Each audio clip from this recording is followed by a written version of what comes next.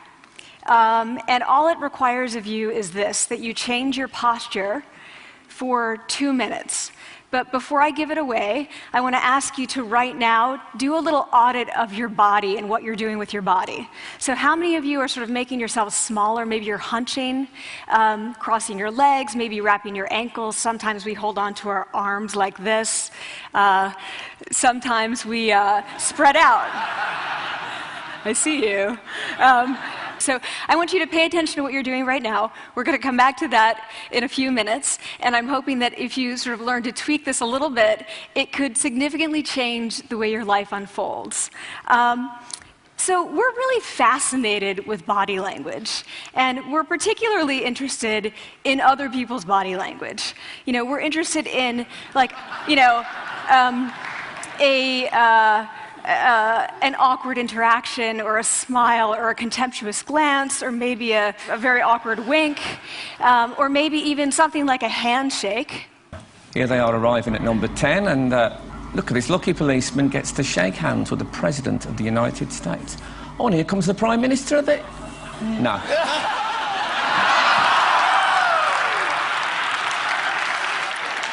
So a handshake, or the lack of a handshake, can have us talking for weeks and weeks and weeks, even the BBC and the New York Times.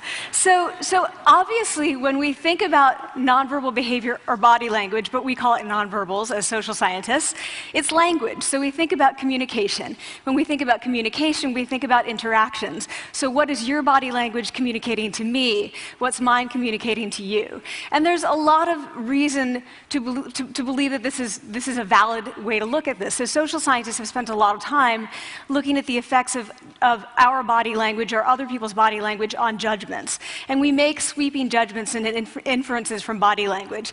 And those judgments can predict really meaningful life outcomes, like who we hire or promote, who we ask out on a date. For example, Nalini Ambady, a researcher at Tufts University, shows that when people watch 30-second soundless clips of real physician-patient interactions, their judgments of the physician's niceness predict whether or not that physician will be sued. So it doesn't have to do so much with whether or not that physician was incompetent, but do we like that person and how they interacted? Even more dramatic, Alex Todorov at Princeton has shown us that judgments of political candidates' faces in just 1 second predict 70% of US Senate and gubernatorial race outcomes. And even, let's go digital, emoticons used well in online negotiations can lead you to claim more value from that negotiation. If you use them poorly, bad idea, right? So when we think of nonverbals, we think of how we judge others, how they judge us, and what the outcomes are. We tend to forget, though, the other audience that's influenced by our nonverbals, and that's ourselves. We are also influenced by our nonverbals, our thoughts and our feelings and our physiology. So what nonverbals am I talking about? I'm a social psychologist, I study prejudice, and I teach at a competitive business school. So it was inevitable that I would become interested in power dynamics. I became especially interested in nonverbal expressions of power and dominance. And what are nonverbal expressions of power and dominance? Well, this is what they are. So in the animal kingdom, they are about expanding. So you make yourself big, you stretch out, you take up space, you're basically opening up. It's about opening up. And this is true across the animal kingdom. It's not just limited to primates, and humans do the same thing. So they do this both when they have power sort of chronically, and also when they're feeling powerful in the moment. And this one is especially interesting because it really shows us how universal and old these expressions of power are.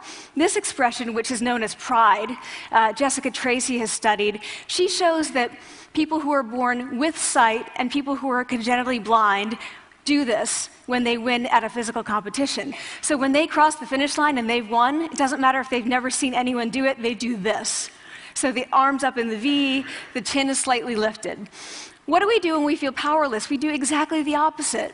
We close up, we wrap ourselves up, we make ourselves small. We don't want to bump into the person next to us. So again, both animals and humans do the same thing. And this is what happens when you put together high and low power. So what we tend to do when it comes to power is that we complement the other's nonverbals. So if someone's being really powerful with us, we tend to make ourselves smaller. We don't mirror them, we do the opposite of them. So I'm watching this behavior in the classroom, and what do I notice? I notice that MBA students really exhibit the full range of power nonverbals. So you have people who are like caricatures of alphas, like really coming into the room, they get right into the middle of the room before class even starts, like they really want to occupy space. When they sit down, they're sort of spread out, they raise their hands like this. You have other people who are virtually collapsing when they come in. As soon as they come in, you see it. You see it on their faces and their bodies, and they sit in their chair and they make themselves tiny, and they go like this when they raise their hand. I noticed a couple things about this. One, you're not going to be surprised, it seems to be related to gender. So women are much more likely to do this kind of thing than men. Women feel chronically less powerful than men, so this is not surprising. But the other thing I noticed is that it also seemed to be related to the extent to which the students were participating and how well they were participating. And this is really important in the MBA classroom because participation counts for half the grade. So business schools have been struggling with this gender grade gap. You get these equally qualified women and men coming in, and then you get these differences in grades, and it seems to be partly attributable to participation. So I started to wonder, okay, so you have these people coming in like this, and they're participating. Is it possible that we could get people to fake it, and would it lead them to participate more? So my main collaborator, Dana Carney, who's at Berkeley, and I really wanted to know, can you fake it till you make it? Like, can you do this just for a little while and actually experience a behavioral outcome that makes you seem more powerful? So we know that our nonverbals govern how other people think and feel about us. There's a lot of evidence, but our question really was, do our nonverbals govern how we think and feel about ourselves? There's some evidence that they do. So, for example, when we smile when we feel happy, but also when we're forced to smile by holding a pen in our teeth like this, it makes us feel happy. So it goes both ways. When it comes to power, it also goes both ways. So when you feel powerful, you're more likely to do this, but it's also possible that when you pretend to be powerful, you are more likely to actually feel powerful. So the second question really was, so we know that our minds change our bodies, but is it also true that our bodies change our minds? And when I say minds, in the case of the powerful, what am I talking about? So I'm talking about thoughts and feelings and the sort of physiological things that make up our thoughts and feelings, and in my case, that's hormones. I look at hormones. So what do the minds of the powerful versus the powerless look like?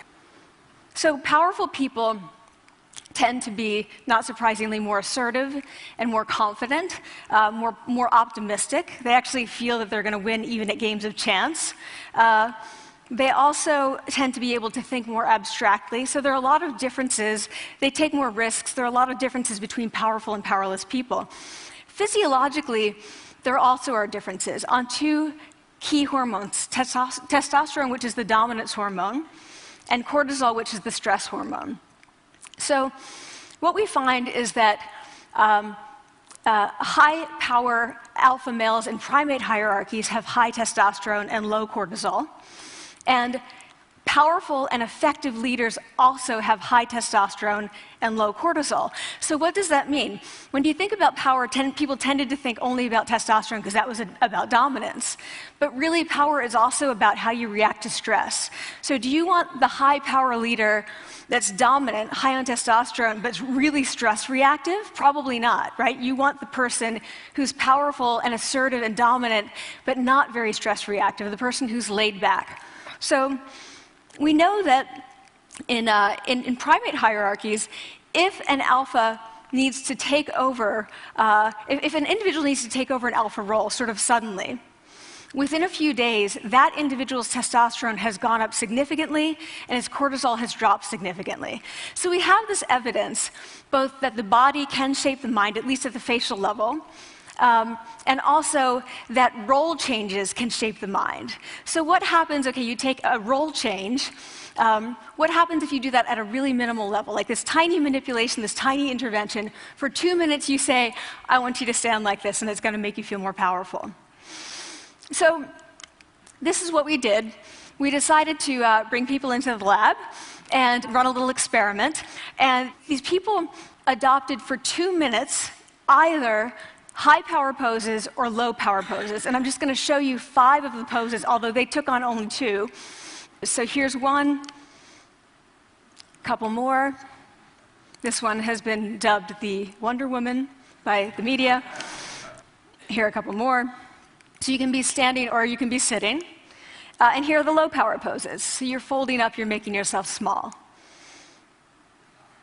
This one is very low power. When you're touching your neck, you're really kind of protecting yourself. So this is what happens. They come in, they spit into a vial. We, for 2 minutes, say, you need to do this or this. They don't look at pictures of the poses. We don't want to prime them with the concept of power. We want them to be feeling power, right? So 2 minutes they do this. We then ask them, how powerful do you feel on a series of items? And then we give them an opportunity to gamble. And then we take another saliva sample. That's it. That's the whole experiment. So this is what we find. Risk tolerance, which is the gambling. What we find is that when you're in the high power pose condition, 86% of you will gamble. When you're in the low power pose condition, only 60%. And that's a pretty whopping significant difference. Here's what we find on testosterone. From their baseline when they come in, high power people experience about a 20% increase, and low power people experience about a 10% decrease. So again, 2 minutes and you get these changes. Here's what you get on cortisol. High power people experience about a 25% decrease, and the low power people experience about a 15% increase. So 2 minutes lead to these hormonal changes that configure your brain to basically be either assertive, confident, and comfortable, or really stress reactive, and feeling sort of shut down. And we've all had that feeling, right? So it seems that our nonverbals do govern how we think and feel about ourselves. So it's not just others, but it's also ourselves. Also, our bodies change our minds. But the next question, of course, is, can power posing for a few minutes really change your life in meaningful ways? So this is in the lab, it's this little task, it's just a couple of minutes. Where can you actually apply this, which we cared about, of course. And so we think it's really what matters, where you want to use this is evaluative situations, like social threat situations.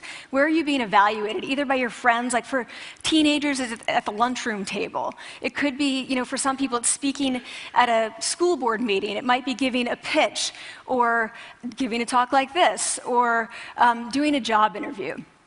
We decided that the one that most people could relate to, because most people had been through, was the job interview. So we published these findings, and the media are all over it, and they say, okay, so this is what you do when you go in for the job interview, right? So we were, of course, horrified and said, oh my God, no, that's not what we meant at all, for numerous reasons. No, don't do that. Again, this is not about you talking to other people, it's you talking to yourself. What do you do before you go into a job interview? You do this. Right? You're sitting down, you're looking at your iPhone or your Android, not trying to leave anyone out.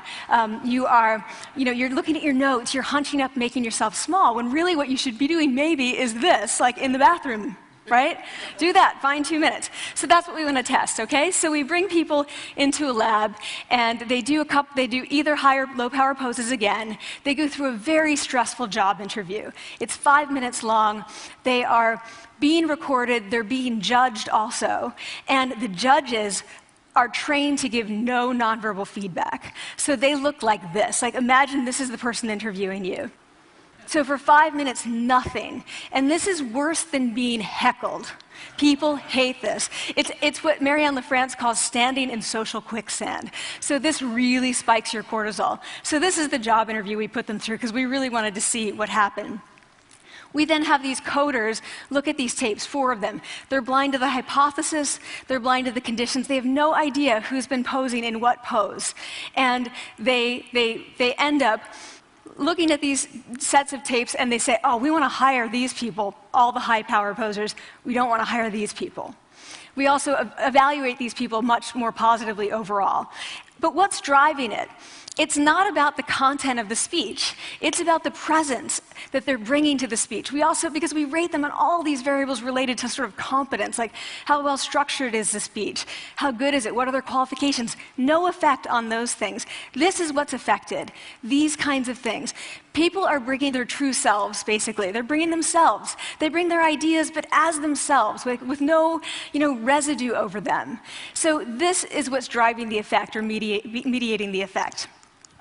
So when I tell people about this, that our bodies change our minds and our minds can change our behavior and our behavior can change our outcomes, they say to me, it feels fake, right? So I said fake it till you make it. Like, it's not me. Like, I don't want to get there and then still feel like a fraud. I don't want to feel like an imposter. I don't want to get there only to feel like I'm not supposed to be here. And that really resonated with me because I want to tell you a little story about being an imposter and feeling like I'm not supposed to be here.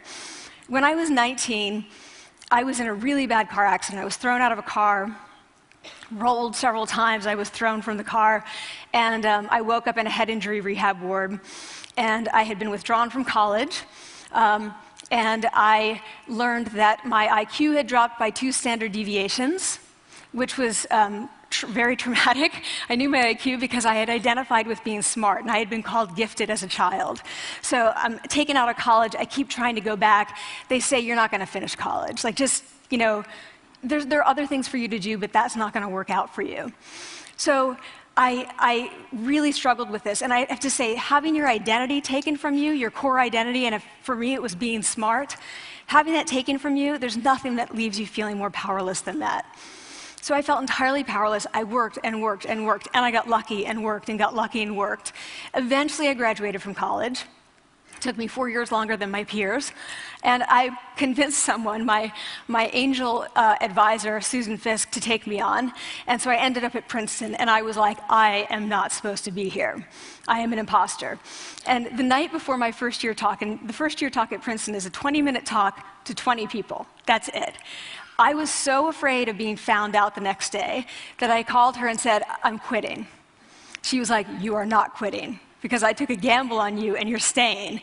You're going to stay, and this is what you're going to do. You're going to fake it. You're going to do every talk that you ever get asked to do. You're just going to do it and do it and do it, even if you're terrified and just paralyzed and having an out-of-body experience, until you have this moment where you say, oh my gosh, I'm doing it. Like, I have become this. I am actually doing this. So that's what I did. 5 years in grad school. A few years, I'm at Northwestern. I moved to Harvard. I'm at Harvard. I'm not really thinking about it anymore, but for a long time I had been thinking, not supposed to be here, not supposed to be here. So at the end of my first year at Harvard, a student who had not talked in class the entire semester, who I had said, look, you got to participate or else you're going to fail, came into my office. I really didn't know her at all. And she came in totally defeated, and she said, I'm not supposed to be here.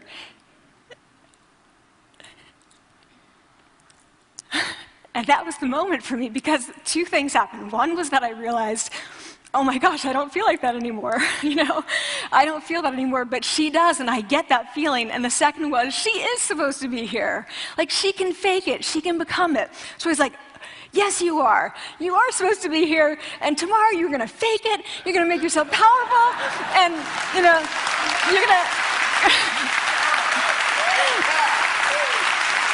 and you're going to go into the classroom, and you are going to give the best comment ever, And she gave the best comment ever, and people turned around, they were like, oh my God, I didn't even notice her sitting there, She comes back to me months later, and I realized that she had not just faked it till she made it, she had actually faked it till she became it. So she had changed. And so I want to say to you, don't fake it till you make it.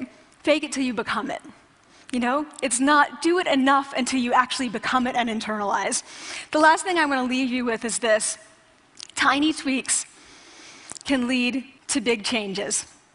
So this is 2 minutes. 2 minutes, 2 minutes, 2 minutes. Before you go into the next stressful evaluative situation, for 2 minutes, try doing this in the elevator, in a bathroom stall, at your desk behind closed doors. That's what you want to do. Configure your brain to cope the best in that situation. Get your testosterone up, get your cortisol down. Don't leave that situation feeling like, oh, I didn't show them who I am. Leave that situation feeling like, oh, I really feel like I got to say who I am and show who I am. So I want to ask you first, both to try power posing, and also I want to ask you to share this science, because this is simple. I don't have ego involved in this. Give it away. Share it with people, because the people who can use it the most are the ones with no resources and no technology and no status and no power. Give it to them, because they can do it in private. They need their bodies, privacy, and 2 minutes, and it can significantly change the outcomes of their life. Thank you.